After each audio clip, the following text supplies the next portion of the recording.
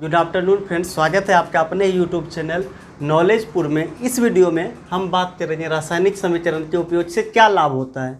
ठीक है, इससे पहले हम रासायनिक समीकरण पढ़ चुके हैं, इसके प्रकार पढ़ चुके हैं और रासायनिक समीकरण की विशेषता पढ़े हैं।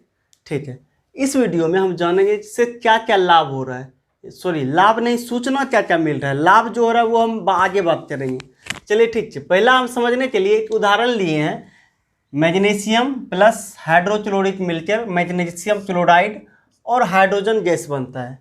ठीक है, ये क्या होता है इसको हम आगे बताएंगे। ये ऊपर तीर का निशान क्या है, चलिए समझते हैं। पहला है, यहाँ पर जब हम बात करें मैग्नीशियम और हाइड्रोक्लोरिक एसिड मिलकर मैग्नीशियम क्लोराइड और हाइड्रोजन गैस मिल रहा है, तो यहाँ पर आपको एक बात समझ में आ रहा है।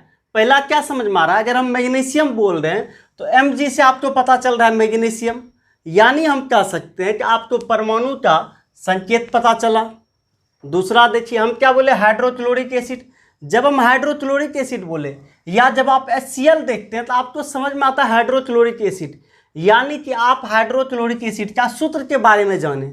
उसी तरह यहाँ मैग्नीशियम क्लोराइड का सूत्र जाने, आप हाइड्रोजन का सूत्र जाने, यानी कि आप पहला पॉइंट कह सकते हैं कि अभिकारक एवं प्रतिफल का संकेत समझे। यानी जैसे मैग्नीशियम का संकेत क्या है, Mg है, या इसमें हाइड्रोक्लोरिक बोले तो H क्या है, आप समझ रहे हैं H है हाइड्रोजन, तो ये संकेत है। दूसरा क्या है, सूत्र भी समझ रहे हैं कि मैग्नीशियम क्लोराइड का सूत्र क्या होता है, MgCl2 होता है। हाइड्रोक्लोरिक एसिड का सूत्र क्या होता है, तो HCl होता है। दूसरा पॉइंट देखते हैं कि इससे रासायनिक समीकरण से हमें यह भी पता चल रहा है कि इसमें कौन सा पदार्थ भाग ले रहा है। जैसे यहाँ Mg देखिए, मैग्नीशियम भाग ले रहा है, हाइड्रोक्लोरिक एसिड भाग ले रहा है, ये आप लोगों को पता चला। तो हम कह सकते हैं दूसरा पॉइंट में कि रासायनिक समीकरण से अभिकारक एवं प्रतिफल में कौन कौन सा पदार्थ भाग ले रहा है, अभिकारक में कौन सा पदार्थ भाग ले रहा है और प्रतिफल में कौन सा पदार्थ बन रहा है, ये किससे पता चल रहा है आप लोगों को, रासायनिक समीकरण से पता चल रहा है। तो सेकेंड पॉइंट भी वही लिखे कि इससे पता चलता है कि कौन कौन सा पदार्थ समीकरण में भाग ले रहा है तथा इसके फलस्वरूप जो बनता है उसको हम क्या कहते हैं, प्रतिफल कहते हैं। प्रतिफल में इसके फलस्वरूप कौन कौन सा पदार्थ बन रहा है। तीसरा पॉइंट हम देखते हैं क्या बोल रहा है। यहाँ पर देखिए, सबसे पहले इसमें देखते हैं। यहाँ पर देखिए हाइड्रोजन परमाणु कितना है, यहाँ पर हम देखें तो हाइड्रोजन परमाणु केवल एक है। ठीक है,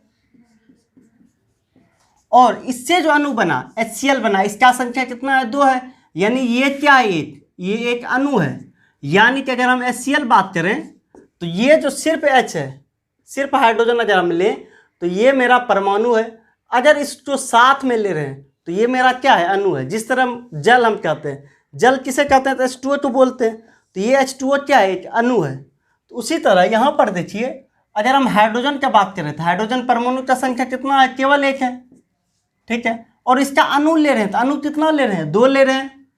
तो हम कह सकते हैं कि रासायनिक समीकरण में जो अणु है और उसमें जो परमाणु है, परमाणु की संख्या और अणु की संख्या का आपेक्षिक अनुपात हम निकाल सकते हैं, आसानी से निकाल सकते हैं। वही हम तीसरा पॉइंट में लिखे कि अभिकारक एवं प्रतिफल का परमाणु यहाँ पे हो जाएगा एवं अणु की आपेक्षिक जानकारी देता है। ठीक है, चौथा पॉइंट क्या बोल रहा है कि मोल और द्रव्यमान।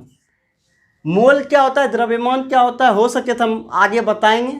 ठीक है, तो मोल और द्रव्यमान जनरली क्लास 10th में नहीं है, ये 11 का टॉपिक है, लेकिन फिर भी अगर हमको जरूरी पड़ेगा या समय मिलेगा तो हम आपको मोल क्या होता है, द्रव्यमान क्या होता है, वो हम रासायनिक समीकरण से कैसे निकालें ये हम आपको बता देंगे।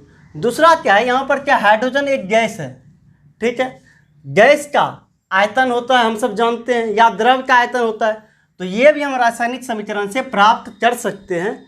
कैसे प्राप्त कर सकते हैं, हो सके तो एक वीडियो हम उसका अलग से बनाएंगे। ठीक उसी तरह जैसे हम आपको बताए कि रासायनिक समीकरण को कैसे संतुलित किया जाए, इसका भी एक स्पेशल वीडियो बनाएंगे डिटेल से।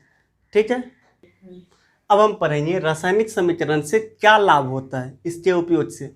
सबसे पहला आप देखिए, इससे समय बहुत कम लग रहा है, हम आसानी से लिख रहे हैं Mg + 2HCl MgCl2 + H2।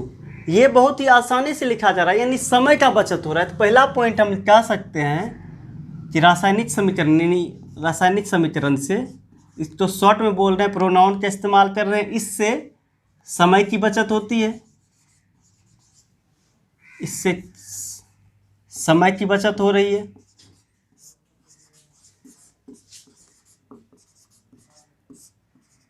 बचत होती है। सेकेंड पॉइंट हम कह सकते हैं कि इससे पेज का कम इस्तेमाल होता है। अगर हम मान लीजिए 20-25 समीकरण लिखना है और उसका ज़रूरत है, या लेबोरेटरी में हमको लैब करना है, तो हम एक समीकरण लिख ले, तो इससे पेज का बहुत ज़्यादा बच रहा है। जहाँ पे हमको ये 3-4 लाइन लेता भाषा लिखने में, वहाँ पर ये केवल एक ही लाइन में समय का भी बचत हो रहा है और पेज का भी बचत हो रहा है। यानी हम दूसरा कह सकते हैं कि इससे पेज की बचत होती है, पेज की बचत होती है।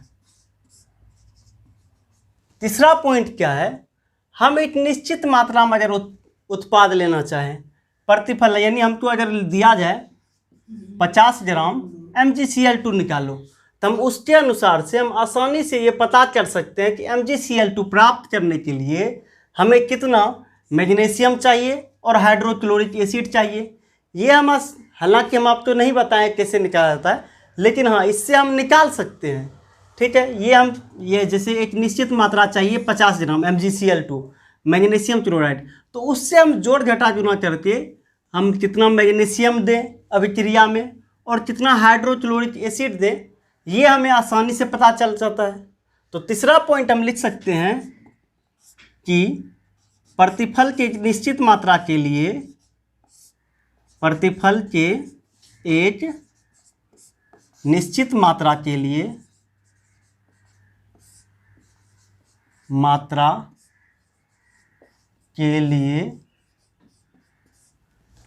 कितना पदार्थ या अभिकारक चाहिए,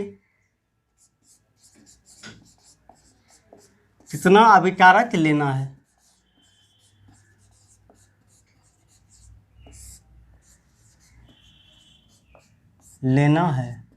ठीक है।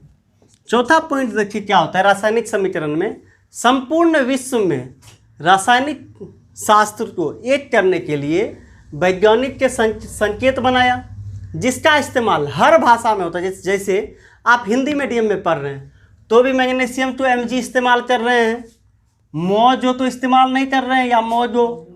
ठीक है, उसी तरह आप इंग्लिश मीडियम में भी अगर पढ़ेंगे तो मैग्नीशियम तो Mg ही लिखेंगे, चाइनीज मीडियम में पढ़ेंगे तो भी Mg लिखेंगे, या फ्रांस में पढ़ेंगे। यानी संपूर्ण विश्व में केमिकल का, तत्व का, एलिमेंट का या परमाणु का केवल संकेत जो होता है हर विश्व में एक ही है, पूरा विश्व में, हर देश में। ठीक है, तो पहला ये इससे फायदा हो गया कि अगर इंडिया का साइंटिस्ट है, अमेरिका का साइंटिस्ट है, वो अगर ये समीकरण लिख के दे दिया तो वो समझ जाएगा आसानी से, क्योंकि संकेत तो वही इस्तेमाल हो रहा है ना हर जगह। तो हम चौथा पॉइंट कह सकते हैं कि संपूर्ण विश्व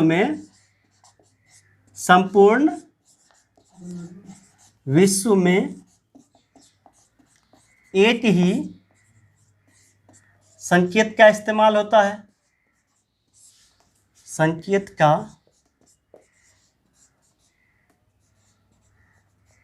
इस्तेमाल होता है, जिससे क्या हम कह सकते हैं अंतर्राष्ट्रीय वैज्ञानिकों को समझने में आसानी होती है। ठीक है, जिससे अंतर्राष्ट्रीय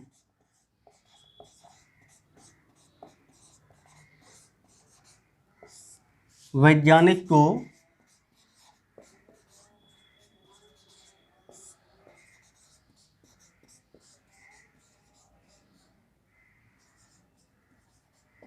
समझने में आसानी होती है।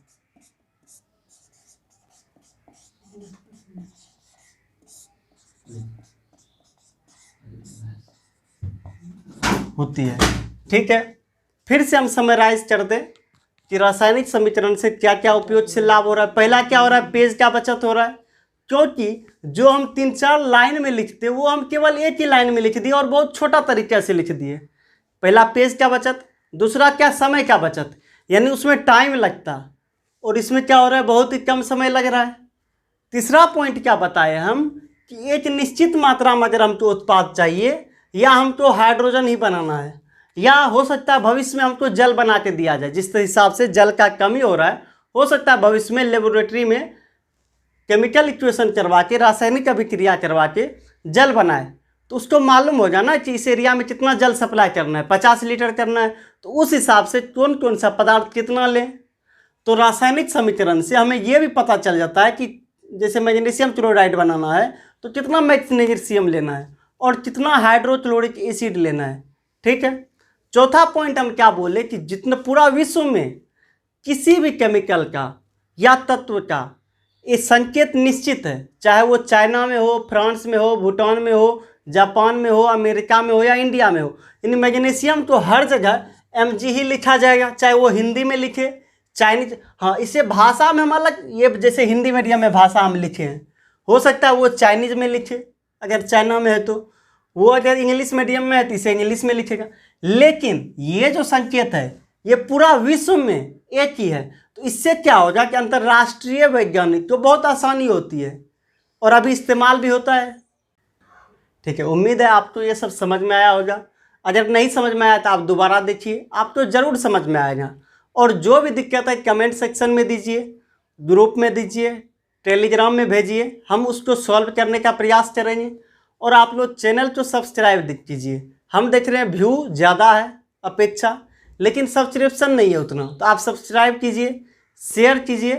Thank you.